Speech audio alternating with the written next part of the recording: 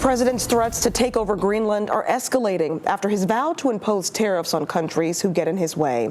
European leaders are now pushing back. ABC's Christiane Cordero has more from Washington. Today, despite an increased military presence in and around Greenland by NATO allies, President Trump is not backing down from his vow to acquire the Danish territory, threatening tariffs against anyone who gets in his way.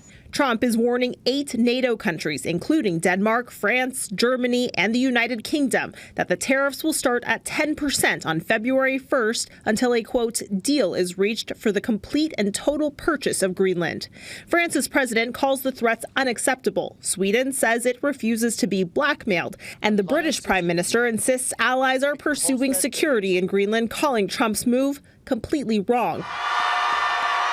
Hundreds of people rallied in Greenland over the weekend to make their stance clear. We are not interested in being Americans. In the U.S., Democrats and several Republicans in Congress are also concerned about the president's plan, warning the latest escalation is putting NATO at risk. He wants to purchase Greenland, that's one thing, but for him to militarily invade would turn Article 5 of NATO on its very head and, in essence, put us at war with NATO itself. Despite NATO allies stepping up security forces and a long-standing treaty allowing the U.S. to expand military presence on the island, the administration insists on having full control. When asked over the weekend what national emergency justifies using tariffs as leverage, Treasury Secretary Scott Bessent told NBC this. The national emergency is avoiding a national emergency, that it is a strategic decision by the president.